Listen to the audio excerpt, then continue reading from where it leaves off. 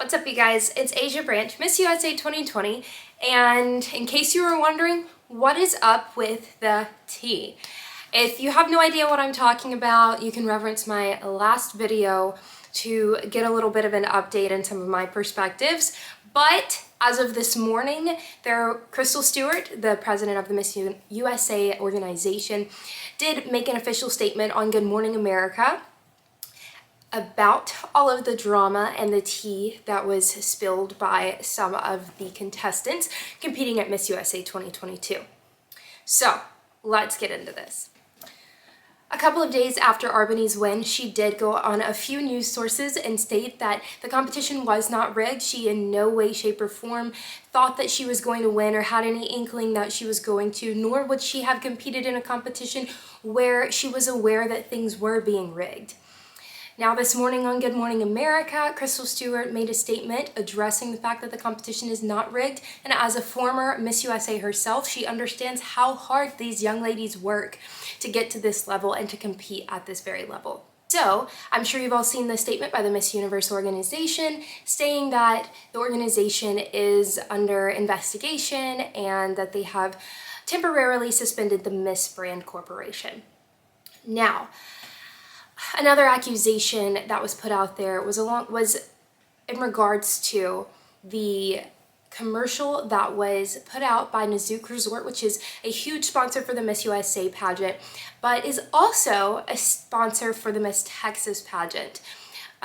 Because the med spa that is at the Nazook Resort is owned by Dr. Fee, who also owns Mia Beauty Plastic Surgery and Mia Beauty.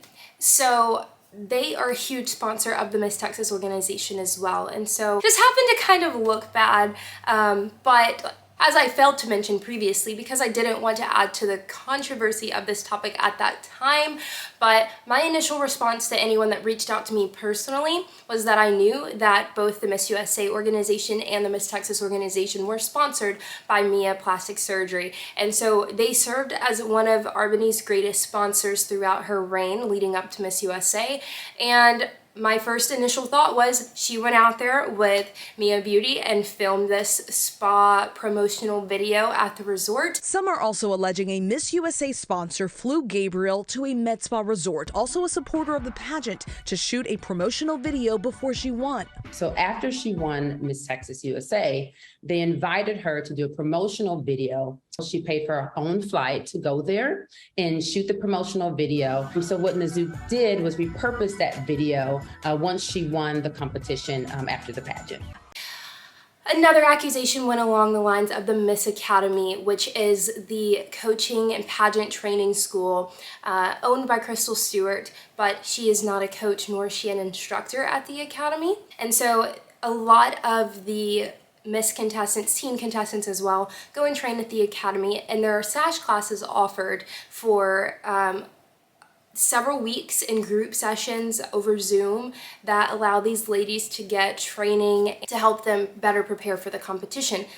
And so people are saying because Albany trained personally at the Miss Academy and because she was given an extensive sponsorship at the Academy, that wasn't offered to the other states. But mind you, as a contestant, you don't always know the sponsorships that are offered at the state level.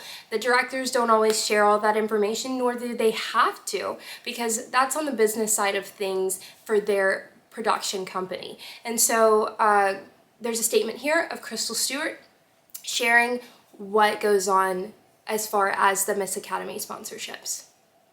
Every single contestant had free training through 8-week programs and group sessions. What was offered to each state director was the same opportunity as a state level sponsorship as well. What can you show Miss Montana and other contestants as proof that that's not what took place? I feel that's what the investigation is for, to show the facts and the transparency of what's offered as far as sponsorships and different things to the different state levels. There absolutely was no pressure, no prodding, no elbow, no nothing like that.